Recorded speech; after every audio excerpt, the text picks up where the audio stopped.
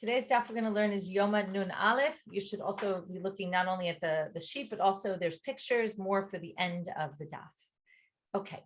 I want to do a review of yesterday's daf. Both was a little bit complicated, and it's going to be important to set up what we're doing today. So quick review. We started with a question, forgetting about the par and kol par. We're not going to go all the way back to there. But we started with these two opinions of Rava and Rav Amram about whether we consider the par Yoma Kippurim, right, the bull offering of the Kohen, which he does for himself and the Kohanim. Is it a korban tzibur? Is it considered a communal offering because it includes all the Kohanim? Or is it considered an individual because it's really Aharon's korban and yet it includes Kohanim also? Kohanim aren't really a tzibur, or maybe it's really just Aharon's. So in the end, Rava says it's individual and Rav Amram said it's communal. Then we started bringing questions. Abai brought questions against Rava and said, but there's all these sources that seem to indicate that it's communal because rules of communal sacrifices apply to it. And one of those was this question about Rabbi Elazar asked, according to the one who says that it's a korban yachid, can laws of substitution apply or not? Which meant that there are those who think it's tzibur. And in addition, there was another one that seemed to indicate that there is tzibur. To which Rava answers, anytime it says it's not yachid, it doesn't really mean it's not yachid. It doesn't mean it's communal, tzibur. It means it's this in between. It means it's shutafim. They're partners. So if we, for example, own a korban in partnership, also laws of Tamura won't apply to that. It doesn't have to be communal for it to not apply. So he basically says anytime it seems to indicate it's tzibur, it doesn't really mean tzibur, it means partners. Okay. Yeah. The Gemara then wanted to go in depth into this question of Rabbi Elazar and try to get an answer to it. So if you hold, now the question is like this, if you hold it's individual, like Rava, let's say, it is an individual offering. The question is, do laws of substitution apply? Laws of substitution apply only to an individual's korban.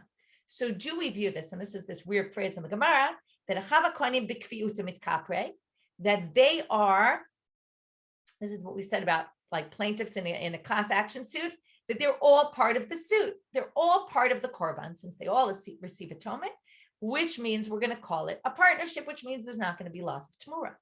Or do we say, bekufya mitkapre, he's really getting atonement, the Kohen Gadol. With him, he's going to bring a bunch of people, but it's really his korban. And that's going to be the whole debate that we're really discussing here. Is it his? And he just kind of includes people along with it? Or is it joint and owned equally by all of them? So to answer the question, we brought this Braita. And the Braita said that there's a chumrah by zevach b'tmura, that there isn't in tmura. There's a chumrah by tmura, there's three. There's one chumrah in tmura that there isn't by zevach, right? This is basically saying the original korban versus the substitution of the korban. So there's differences between them. Each one has their own stringencies. I'm not going to go into all the details again, but the main point here was that they tried to say, and I brought this all on the sheet just to start you off with the summary, if you want to glance at the sheet. We want to know what's the subject of the zevach side, right? What are we talking about when we say a zevach? Zevach, we said it's two of the three things are, it's doche Shabbat and doche Tumah. That would normally be a communal offering, as we saw yesterday. And, right, because Tumah Hutra B'tzibor, all that, or Dechuya B'tzibor. And it says Oset Mura. Now, you can only do a substitution, I already told you, on an individual. So something doesn't make sense about this source. Either the zevach is individual, and then it's not going to be doche Shabbat and doche Tumah, or it's communal, and then it's not going to be Oset Mura. So how can we find something that's one and the same? Oh, it must be, this is referring to a very unique zevach like ours, which has elements of, it's doche Shabbat and doche Tumah, not because it's communal, but because it's timely. Remember, we learned yesterday, it's not just about tzibur and yachid. It's about tzibur is doche Shabbat and doche Tumah, but something that has to be done at a particular time, in which case we're going to say the subject of the zevach part of this is par Yom Kippurim. To which Rav Sheshet said, no, you can find a different case. It doesn't have to be the par, and I'll prove to you why it's not the par. He suggests it's the ram offering of Aaron that's also individual, but also has to be done on Yom Kippur, and therefore it can override Shabbat and override impurities. The problem with Rav Sheshet, the Gemara says, is, but then this, if you're going to say the whole subject of this is the zevach of the ayil, of the ram, and the tmura of the ram, well, the laws of the tmura of the ram are not applicable, because this is his proof. He says it has to be the ram. Sorry, this is his proof why it has to be the ram and not the bull offering. Because the second part of that Braita says the Chomer B'Tmura, the first part of it, the Chomer B'Zevach is that it's Doche Shabbat and Doche Tumah, which is not true by Tmura. Now, what does it mean it's not true by Tmura? That a Tmura sacrifice like this is not Doche Shabbat, is not Doche Tumah, but that implies if there's no impurity and if it's not Shabbat, you would sacrifice it. Now, it happens that a Tmura of a sin offering, which is the bull, which is a sin offering, never gets offered on the altar. It's one of those unique cases where the Chamesh Chatot Metot. So they say to Rosh Hashanah says, this is my proof that it has to be the ayil le'olah, because the ayil, the Tmura of an ayil, could go on the altar, and therefore it must be referring to that. To which the Gemara said, no, we can still prove it's the par, because only the first part of the Braita, when it talks about the Zevach, is the par. The second part can be referring to, in general, Tmura, any kind of Tmura, okay? And it's not specific to this particular type. It just means Tmura in general can be sacrificed. It's true, one can't, but in general, it can be sacrificed. So then the Gemara said, well, I don't understand. If you're going to say Tmura means in general, then why don't you say Zevach means in general? And that's where we ended. So now they're going to say Shem Zevach Lo Katan. You can't put a general category of Zevach on this first part of the Braita. Why? Because we're starting now from the bottom of Nur Amud Bet. Mimai, midikatani chomer b'tmura, shatmura chala al ba'almum kavua, ve'ina yotza l'chulin ligazez v'le'aved. What did we say about the tmura? That the tmura goes on a ba'almum kavua, meaning if I designate a blemished animal for a substitution, it has full kedusha, what we call kedushat haguf. And when you redeem it, therefore, it can never be used for shearing or for working. That's not true for a sacrifice. A sacrifice that you say, I'm designating a blemished animal, your designation is really only Yushat Damim. It means you're designating the value. Since it can never go on the altar, it's not sanctified. This is the problem, though. This, you can't say Zevach means all sacrifices, because this line is not true for all sacrifices. And we'll show you why. Isa kadatach, my Zevach, Shem Zevach. There's exceptions to the rule. And that's why Zevach can't possibly mean all sacrifices. There's two sacrifices, a Bechor and a Masir. The firstborn animal is supposed to go to the Kohen. Now that has Kedusha when does it become sanctified? As soon as it's born, which means whether it's blemished, whether it's not blemished, it's going to have Kedusha Haguf. It in and of itself is going to be sanctified. So therefore, which means that if you redeem it, it's still going, right, you're going to have to redeem it because you can't sacrifice it, still has sanctity. And even though you redeemed it, it can't be sheared and it can't be worked. Maaser is the same thing. Why Maaser? Maaser is you take the 10th animal. Why don't you just say it doesn't apply to a Balmum? So they say, no, you count 10 animals and it says, Lo yivaker ben tov l'ra. You can't specifically decide I'm going to take a bad animal or a good animal for Maaser Behema. You can't kind of decide, oh, let's take the worst of my animals and that one I'll offer up. The point being that what does it mean? They darshan there. What does it mean bad animal? Blemished animal, meaning even a blemished animal gets, if it was the 10th one, what you do is, right, you take them, you put them in the pen and you walk them out of the pen one by one. That's where we get it from Nitana Tokef, Ma'avir Tsono Tachat Shipto. You take a shevet, a stick, and you count them, and the 10th one becomes sanctified. Doesn't matter if it's blemished or not. So these are two examples which wouldn't fit into that mission, that Braita, which means that you can't say that this is referring to Shem Zevach in general. So therefore, we're now going to say, again, to go against Rav Sheshet, we can suggest that maybe this Braita is referring to Zevach is specifically the par of Yom Kippurim, in which case we're going to learn our answer to Rabbi Elazar, that it is Oset Tmura, because it says Oset Tmura. And the part about the Tmura on the other side that says, Ena Doche Shabbat B'Tumah, which would imply, okay, it doesn't say it directly, which is why we don't really mind, but which would imply that on a regular day it would be sacrificed, and that can't be the par chatat because it's a chatat, and a chatat wouldn't be sacrificed. That doesn't bother us because There we just mean Tmura in general is not Toche Shabbat and not Toche Tuma, which would also be true, by the way, for the Chata, because it would never be sacrificed, even not on Shabbat, but also wouldn't be sacrificed at all.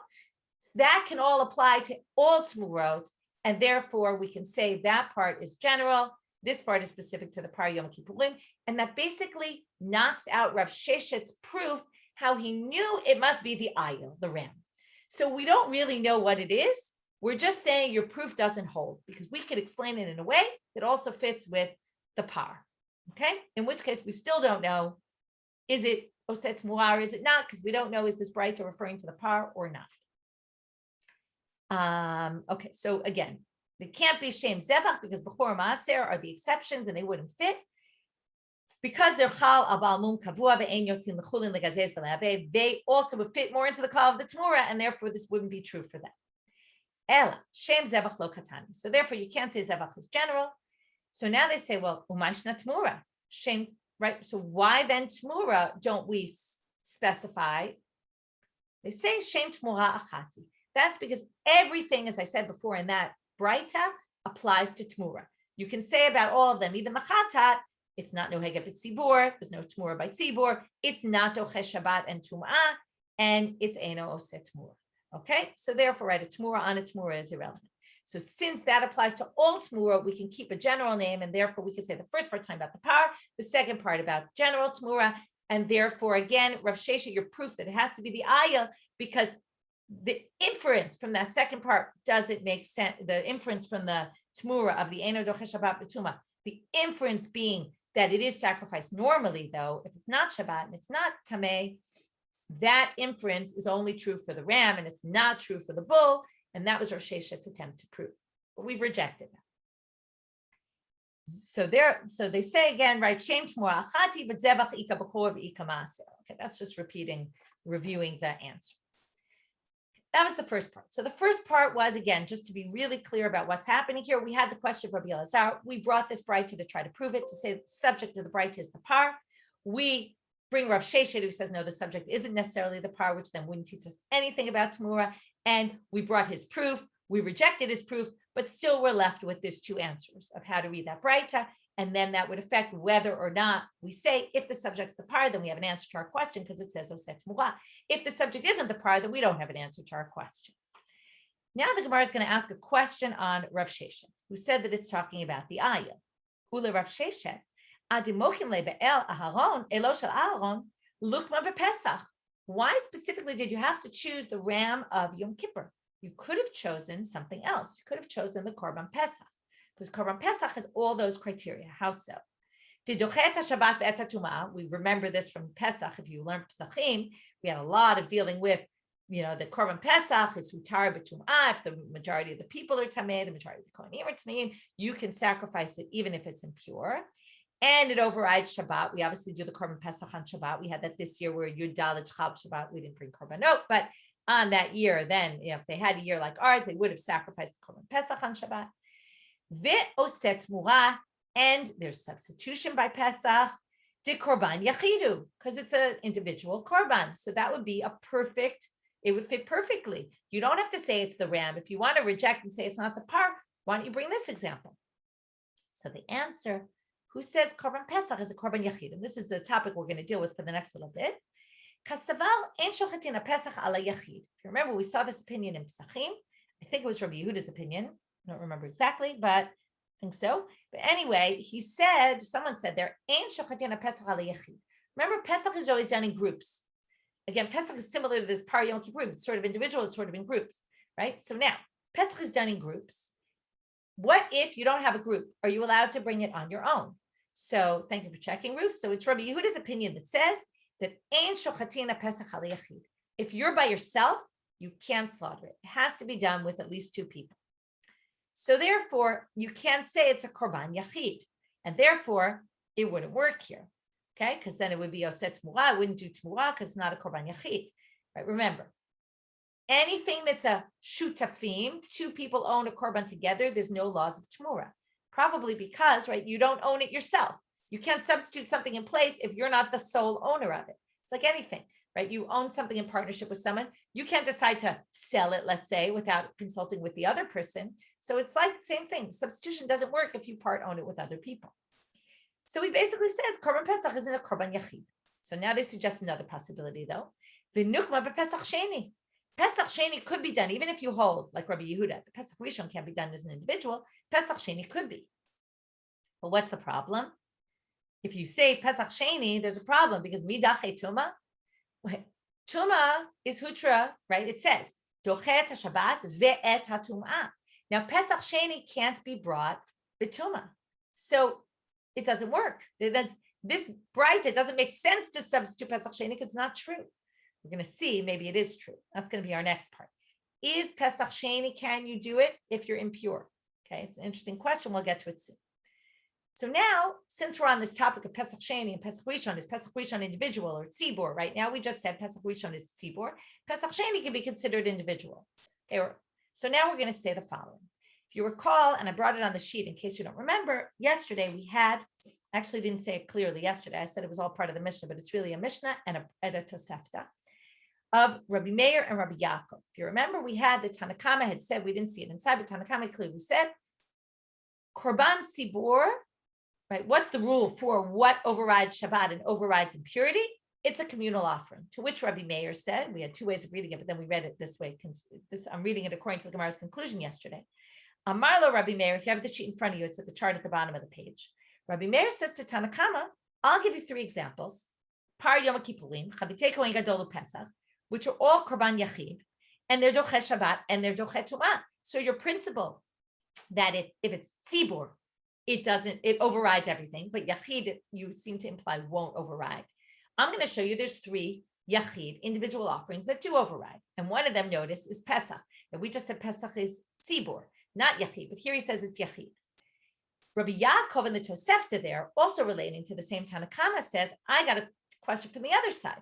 You said that individual offerings don't override. And you said that Tzibur always override. Now, I'm going to have a difficulty with the Tzibur always overriding. I'm going to give you three cases of Tzibur that don't override Shabbat and don't override impurities. So he says, Alo par helem davar shel Tzibur, and Sirei avodah zara, and Chagiga, that are Korban Tzibur, and they're not Doche Shabbat, and they're not Doche Tuma. So that's our question. Now, that's their two approaches. Now, what comes out of this? And this is what Rav Huna B'Rid Rav Yeshua is going to ask Rava. Amalei Rav Huna B'Rid Rav Yeshua LaRava. Vitana, the author of these Braitot, Rabbi Meir, Rabbi Yaakov, Maishna Pesach dekarele Korban Yachid, uMaishna Chagiga dekarele Korban Tzibur. Why is Pesach a Korban Yachid and Chagiga a Korban Tzibur? What is Chagiga? Remember Chagiga, we learned about it. You would bring it with your Korban Pesach, remember? And you would also bring it, was Chagigat your Dalid. If you didn't have enough meat, you bring it with your Korban Pesach. And also on all the holidays in the morning of the first day of the holiday or the second day, right throughout the holiday, you bring Korbanot Chagiga, extra meat sacrifices. Now, who brings them? They're not communal offerings, they're individual offerings. Individuals bring them to the Beit HaMikdash on the holiday. So why are they in the category of Tzibur? So they say, if it's because you bring them on days when lots of people are in the temple and there's lots of people bringing them, and maybe sometimes people bring them together or something like that. Also, Pesach is brought in groups of people and during the Rega when there's lots of people and they're exactly identical. So why on Rabbi Meir's list does Pesach appear with the individual offerings and does Chagiga appear with the communal offerings? So they're basically going to say, Ika Pesach Sheni de lo ate b'knufya. And this is very similar to what we just said before, which is probably why they brought it here, because they're going to say, no, Pesach Rishon is really considered a communal offering, like the Chagiga. When it says Pesach here in the Mishnah of Rabbi Meir, he means Pesach Sheni, the second Pesach, which is offered individually. It doesn't come in groups. So Amarle, wait, but then something doesn't make sense. In Kenya, dochet Shabbat ve'et Tumah. But then they're going to be overriding Shabbat and overriding Tumah. But we just said Pesach Sheni doesn't override Tumah. Now, what was this Mishnah saying? Rabbi Meir was trying to bring exceptions to the rule. Okay, I read your question very quickly, Shana, but I think I'll answer it in what I'm saying. Hopefully this answers your question. Of course, what Rabbi Meir and Rabbi Yaakov are trying to get at is it doesn't matter, Tzibur Yachid, it's all about time related, time sensitive or not time sensitive. But what they're doing is they're going against Tanna Kama, who said it's all Tzibur Yachid. That's what determines if it's Doche or not Doche. And they're bringing exceptions to the rule to say, look, this is Yachid and it does override. this is tzibur, and it doesn't override. They're basically arguing against the Tanakama's claim there, right? His klal, his principle that he brought. So your principle doesn't hold. And then they both conclude the principle is it's time sensitive or not time sensitive.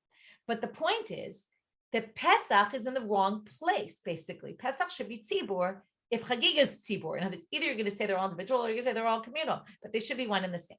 So they basically say when he said Pesach Rabbi Meir, he meant Pesach Sheni. But what's the problem? He brought this in a list of 3 things that are individual offerings, and yet they override Shabbat and they override Tumah. Now Pesach Sheni overrides Shabbat, but it does not override Tumah. Meaning, if you're Tamei Pesach Sheni, or the majority of the Kohanim, you don't bring the Korban Pesach B'Tumah.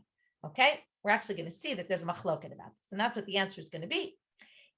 Rava says to him, that's not a question, because Kiman da Amar Dachi. There's an opinion that says, we're going to see, it's Rabbi Yehuda's opinion, that it does override impurity. Okay, if you happen to be impure, when it comes to Pesach Sheni, you can bring your korban. So now I find this is a very interesting part of today's daf, which is the logic behind their argument. Titania, Pesach Sheni dochet Shabbat ve'eno dochet Tumah. Rabbi Yehuda Omer af dochet Tumah. So they all agree that it overrides Shabbat. The 14th of Iyar comes on Shabbat, you do the korban Pesach. But if you're Tamei, or if the majority of the Kohanim are Tamei, or all those options of what Tumah could be overridden, then, or your meat is Tamei, then according to Tanakama, it doesn't. You don't bring it. According to Rabbi Yehuda, you bring it anyway. My time into Tanakama, what's his logic? Marlacha, he would say to you, this is my logic, right? We don't really know, but we're assuming. Mipnei Tumah dechitu v'yaseh Tumah. The whole reason you didn't do Pesach Rishon was because you were impure. Now we're going to let you do Pesach Sheni when you're impure. It doesn't make any sense. If that was the case, we should have just let you do it in Pesach Rishon when it was the proper time. So the whole reason was so we wouldn't let you do it so you could do it in a pure way. So the fact that you're now impure, you can't do it. The only reason we let you do it was to get you pure. You messed up again. Sorry, no chance. Rabbi Yehuda Amar Lacha, he'll say the exact opposite. Amar Kra, the pasuk says, Kechol chukata Pesach yasuoto. Pesach Sheni has all the same laws as Pesach Rishon, which means afilu b'tumah, which means since the Pesach Rishon can be done b'tumah, Pesach Sheni can be done b'tumah. Obviously, it's not exactly the same, because if you're Tamei Lamed, for example, on Pesach Rishon, you don't do it, even though, right, Tumah is Dechuya or Hutra on Pesach, it's allowed. That's in the case of the majority of the Kohanim or the majority of the people, all different issues. But the fact is, if you're an individual on Pesach Rishon, you can't. But when you get to Pesach Sheni, you can do it b'tumah. Why? It's true, like what Tanakama said. The Torah wanted to give you a second chance. They didn't want to say, okay, let's give in right away. No, you're tamei now. Let's push you off a month. Let's see what happens. We'd like you to do it b'tahara. Lo zacha, but didn't work out because something happened. Yasenu b'tumah. Then you get your second chance. Okay. So it's 2 interesting approaches here about whether we say, listen, Pesach Sheni is just because you were tamei and you have to be tahor, and if you're not tahor, no chance. The second option is a much more lenient, right, and an inviting one, saying, listen, we understand things happen, so we're going to try to do it in the ideal way. If you can't, so Pesach Sheni comes along, you're allowed to do it b'tumah. So basically, again, we go back to saying the Mishnah in Tmura of Rabbi Meir, where he said Pesach, wasn't really Pesach, because Pesach is not individual. He must have meant Pesach Sheni. How could it be Dochet Tumah? Oh, because it holds like Rabbi Yehuda that it is Dochet Tumah. Now we're back to Rabbi Elazar. Again, just to summarize where we're at, because it's a little confusing, right? We finished off on this, or we didn't exactly finish, but we started with this question of Rabbi Elazar.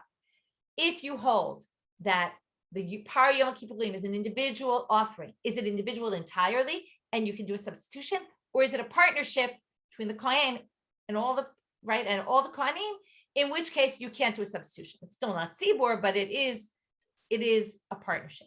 We tried to find an answer from that, the Zevach comparison to Tmura comparison. It didn't really work. It could go both ways. Then we got off on a question from Sheshet, who said that source was the El of Yom Kippurim, and we tried to say, why don't you say it was Pesach Sheni? And then we said, because that doesn't fit, because it's not Dochet Tumah, in which we got into this whole thing, is Pesach Sheni Dochet Tumah or not? And we brought it from this Mishnah and Tosefta of Rabbi Meir and Rabbi Yaakov, and trying to compare the Pesach and Chagiga there.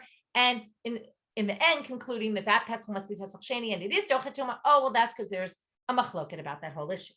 Now we're back to Rabbi Elazar's question. And the approach now is going to be, why don't you just simply bring the answer from here? The pasuk says, and not only does it say it once, it says it 3 times. When it talks about the par hachatat asher lo, that belongs to him, specifically to the Kohen Gadol, and it says it 3 times. It says it in verse 6, V'ikriv Aaron et par hachatat asher lo. He brings the par hachatat that's his, the chiper ba'ado ba'abeto, and he atones for himself and his family. In pasuk Yud Aleph, the exact same words appear. I'm not going to get into why they appear twice here. We're only focusing right now on the asher lo aspect. V'ikriv Aaron et par hachatat asher lo, exact same words, v'chiper ba'ado ba'abeto. And then it says v'shachat et par hachatat asher lo. So asher lo appeared 3 times, twice in verse 11 and once in verse 6. So they say, why don't you learn from here? Mishelo mevi. Now, the Torah says asher lo, and it says it 3 times. What's it coming to teach you? It's coming to teach you, and we're going to read it from a Braita. The Kohen Gadol has to spend the money out of pocket for this parachatat. Right? Remember, we talked about he has to be wealthy because he has to bring the mincha chavitin every day, and he also has to bring the par from his own money. How do we know this? Titania, now they're going to darshan the 3 asher los. Why does it have to say it 3 times? This is just to support what we just said. Asher lo mishalohu mevi, v'lo mishal tzibur. Asher lo means he brings his own and not from communal funds. He brings it from his own money. Yeah, that would be enough. But they say, no, not necessarily. Well, we understand why it says it's his and not the community's, because the community doesn't receive atonement from this animal. But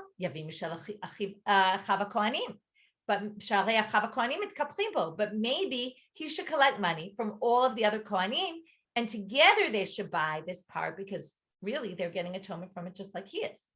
Talmud Lomach asher lo. The second asher lo comes to say, right, the first one says he and not the entire Jewish community, meaning really it wouldn't come from the machatzit shekel, right, from the Trumat HaLishka. Number 2, asher lo, it doesn't come from joint Kohen funds. Now, what would the third be? We've already limited it to just him. But yachol lo yavi v'mivi kasher. Talmud Lomach shuv. You might have thought, let's stop for a minute. You might have thought he can't bring, but me from other people's money. But let's say he did. Let's say he collected money and he didn't take it out of pocket. Maybe it's okay. That's ideally he should bring it from his own. But if he does it from other people's money, it works.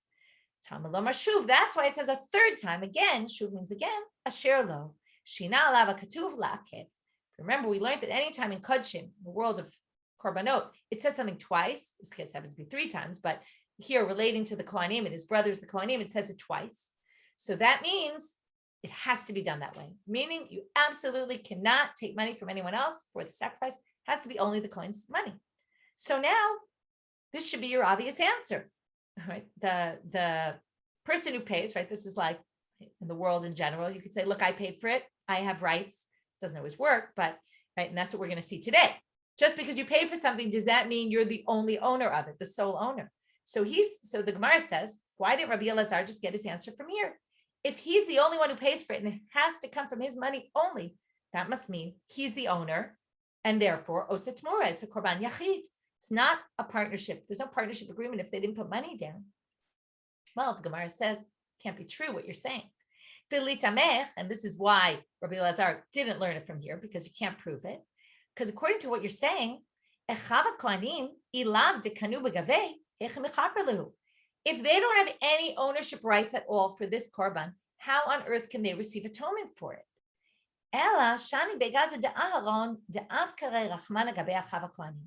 It must be that now here Begaza, they translate as the Otsar, the Beit Otsar, the money, the treasure house, or really just it means here the money of the Kohen Gadol that he took and bought this par. It's true he bought it with his own money. But it's not true what I said before, that just because you buy something, you're the sole owner. You could give it as a gift to other people. You could, right? Now, it doesn't here say a gift, but the Torah is mafkirit. That means, right, we haven't learned it so much on this cycle, but it comes up a lot, this concept of hefker beitin hefker, which is the rabbis have the power. And here it's not even the rabbis, it's the Torah. They're saying the Torah, by taking this and saying the Kohen Gadol has to pay for it. But it also atones for all of his brothers, the Kohanim. that must mean that the Torah is saying it's true you put the money down, Kohen Gadol, but your money is really ownerless at this point. Your money went to something that's now going to be jointly owned by all the Kohanim, in which case we're back to square one. Is this jointly owned or is this individually owned? So this one is siding on saying, no, you could say, right, they started by saying it sounds like a shirlo, he pays for it. That means it's only his. They say, no, you could understand it otherwise, right? There's almost like they're saying there's no real way to understand it other than saying that afkare rachmana, right? So hacha kabet tmura nami, we could say the same thing for substitution. Shani begaza da'alon. It's true he paid the money, but it's different to afkare rachmana gabe achava kohanim. The Torah made all of this hefker, ownerless, meaning the Torah kind of passed on ownership to everybody, in which case we review it as a korban shutafim. Now, it's not exactly clear from here if that's the Gemara's conclusion, that it's korban shutafut, in which case there are no laws of Tamura by this, or if they're just kind of bringing both sides, in which case we have no real conclusion to Rabbi Elazar's question. Because if you remember, they didn't bring this as an answer. They brought this to say, why did Rabbi Elazar even have a question? Shouldn't it be obvious from that drasha? They say it's not obvious from that drasha. So now either you say, because we totally accept the second reading, in which case we say it's communal, or, again, it's not Sibor, but it is owned by a number of people, partnership, I should say, not communal. And then, or maybe it's just giving both sides and we still really don't know. Okay, we're done with that whole section. And now we start a new Mishnah on a totally different topic, which is how does the Kohen Gadol, what path does he take when he starts going into the Heichal? Okay, he goes into the Heichal and he's going with his spoon in one hand, his pan with the coals in the other hand, right? Spoon of incense, pan of coals. And now he starts walking into the Kodesh Kodeshim.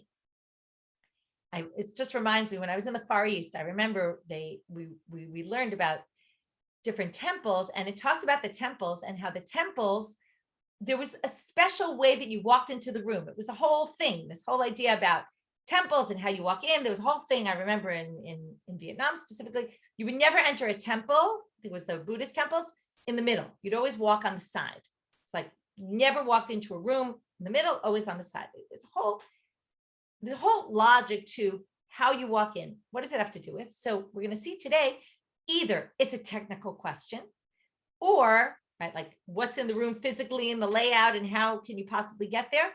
Or maybe it's a philosophical issue. How do you enter the room of God? In what way? How do you keep respect to God while you're entering the room? How does it work? So we're going to see today. So he starts walking into the sanctuary until he gets to the two parochot, hamavdilot ben hakodesh uben kodesh hakodeshim. I made a little diagram on the sheet. There's also pictures.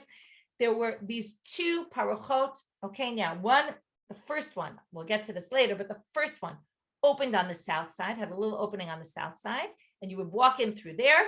Then the other one, the inner one, had an opening on the north side. So you basically go in through the south, walk all the way to the north side. On the end of the north side was the opening of that parochet, of that second curtain.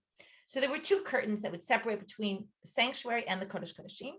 Ubeinehem ama, and between them was 1 cubit of space. We're going to learn about why this was in a minute. Rabbi Yossi Omer, lo hayta shemela parochet achat bilvad. What are you talking about? Again, we have this whole debate. What was exactly in the temple? He says, what are you talking about? There was only one parochet. One, not two. How do I know? It says in the Torah. Shnema, v'ivdila parochet lachem ben hakodesh uben kodesh hakodeshim. And the parochet separated between the sanctuary and the kodesh kodeshim. What does it say in the Torah? Parochet. Parochet is singular, one curtain. So the Gemara starts off and says, he's got a pretty good claim, Rabbi Yossi. What does Tanakama have to say to that? Shapir ka'amar le Rabbi Yossi le Rabbanan. He's got a verse. Seems very clear. So Rabbanan amrei lecha, they will say, Haneni le b'mishkan. The Torah was talking about the Mishkan, not the Beit HaMikdash. We know there were a bunch of differences between the Mishkan and the Beit HaMikdash. Why? Let's see. Aval b'mikdash sheni, kevan de lo have amat chaksin, u'b'mikdash rishon hu dahave. That's in the first temple, there was an amat chaksin. What is that? Not only in the Mishkan, also in the first temple, there was a wall that was 1 cubit thick. Okay. Instead of these two parochot, there was a wall. In front of the wall was a parochet. Why did you need a parochet? Because the wall, if you had a wall, there's no way to get into the Kodesh Kodeshim. The wall ended at a certain point. There was this opening, probably, as we're going to see later, on the northern side. The parochet covered the whole space so that you couldn't see into the Kodesh Kodeshim when you were in the Heichal. You would open the parochet and go in through that opening in the wall. That wall took up an amma of space. In Bayit Sheni, you couldn't have a wall there. Why? Well, you couldn't change the measurements of the space. You actually could change certain measurements. It talks about and they quote a verse in the Nevi'im that say that the Bayit Hasheni is going to be bigger than the Bayit Harishon, and from that they learn that the measurements could be different.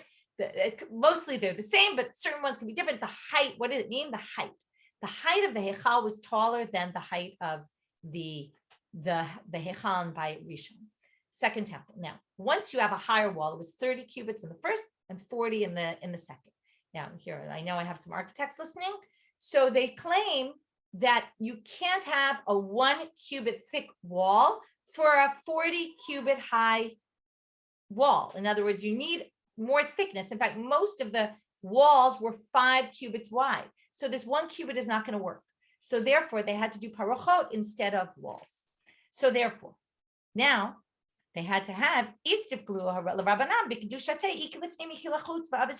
The problem is now instead of this 1 cubit wall, you have a thin parochet. The problem is, what's the space? Is the space considered inside or outside? Is it Kodesh Kodeshim or is it Kodesh? And that's going to have all sorts of ramifications. What if the Kohen does the Torah there? What if, right? So what did they do? They closed off the area by having 2 parochot, one there, and then everyone knew this was no man's land. It's not the Eichal, it's not the Kodesh Kodeshim, and that resolved it. Tanu Rabbanit. So now they bring a brighter with 3 opinions about how the Kohen Gadol walked. Sorry, I don't have the map in front of me, but you can all look at your maps or find some map. Also on the sheet, I have at least where everything is. And there's also pictures. You can find the link on the daf on the daf post. There's all the pictures there. You can see this all inside. He said he would walk. Now remember, the mizbeach is in the center when you walk into the room. The mizbeach has a half. On either side, on the south, you have the menorah. On the north, you have the shulchan. So now you're walking in, you hit right into the mizbeach. So you have to go either left or right, either south or north. So what does he say? You would go between the mizbeach and the menorah. Okay, you would go on the south side. Rabbi Meir Omer ben shulchan lemizbeach. No, you would go on the other side between the altar and the shulchan on the north side. V'yesh Omer ben shulchan lakotel. Some people say, oh no, there's a third option. It's really 4, but they take the third, which is between the shulchan, the table, and the wall. There was space between the shulchan. It was a little bit away from the wall, 2.5 cubits. You would walk that way. So first they start with the last opinion. Man yesh Omer. Who is this? Amar Rabbi Yossi hita Amar pitcha b'tzafon kai. Remember, Rabbi Yossi said there's only one parochet, and the parochet was on the north. Why the north? Because the north is always more important. Shchitatam b'tzafon, the shchita of kodesh kodeshim goes in the north. The north is more significant. So the opening must have been on the north. In which case, you walk straight. This is going to be the quickest way to get there. Is going to be go north and just go straight along the wall. And the opening, remember, is on the side. The opening of the parochet is on the south side. So just go 1 second. Right, I'm sorry, the north. I just said it wrong. On the north side, the opening is on the north side, should just go straight in through the north. Okay, that's the best, straightest way to get there. Rabbi Yehuda Omer Lacha Pitcha B'Darom. No, the opening is on the south. Now, why is the opening on the south? Didn't I just say everyone agrees it's on the north? If you have 2 parochot, though, I told you, the first one's going to be on the south, and the second one's going to be on the north, so you're going to have to first go in the south. So because of that, we want to go on the south side of the room. Okay, now he doesn't say you go by the wall, but you go on the south side of the room between the mizbeach and the menorah, and then you're already on the south side. You move to the south. Now they say, what about Rabbi Meir? Kiman Svirale. He says you take the path, right? You don't go along the wall, but you do go on the north side. So who does he hold like? Ike Rabbi Yehuda Svirale, Neil Rabbi Yehuda. If he thinks the opening's on the south, then go on the south. And Ike Rabbi Yossi Svirale, Neil Rabbi Yossi. If he thinks like Rabbi Yossi, then go along the wall on the north. So why in the middle on the north? So we're going to give 2 answers. Remember we had this thing that Shlomo had these 10 tables and 10 menorot. If you have 10 tables and they line up north-south and they start at the wall, if they start at the wall, you can't walk between the wall. It's just practicality. There's no way to get there because they're up against the wall. So you have to walk between the menorah and the shulchanot. And as you still stay on the south side, you kind of veer around them, but you can't walk along the wall because they're blocking you. And then, so again, he holds like Rabbi Yossi that you want to go on the south, but you can't go along the wall, so therefore you go in the middle. Right? The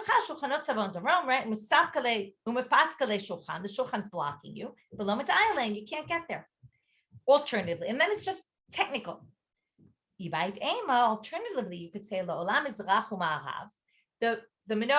shulchanot lined up north-south, in which case we're going to say then there's definitely space to walk along the wall because there's space between that and the wall. But what's the reason? And here's the more philosophical reason.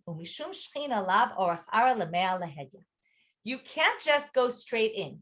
If you walk straight opposite, you're walking along the wall and the opening to Kodesh Kodashim is along the wall, the whole time the Kodesh Kodashim view is exposed to you. It's true you don't see much of it, but the entrance to Kodesh Kodashim is exposed. We don't want you walking straight in. That's not respectful. The whole time you're in the Echal, you kind of already see in the Kodesh Kodashim. No, we want you to walk toward the more centered in the room.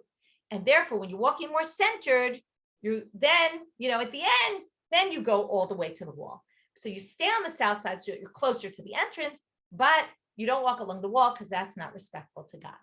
So with that, we're going to end here for today. I see just someone asked about the Kohen Gadol goes up the ramp, I'm not sure if I'm understanding the question, but obviously we're not talking about that part of the ceremony now. We're talking about when he carries this stuff and he walks. So he's going to walk along the right again, either the north, in the more centered in the north, more centered in the south, or all the way along the wall in the south. Tomorrow we'll start with what does Rabbi Yossi say to that idea that we just mentioned. It's not respectful for the Shekhinah to walk straight in. Okay, with this, we'll end for today. Have a great day, everyone. I have to run, so I'm going to go.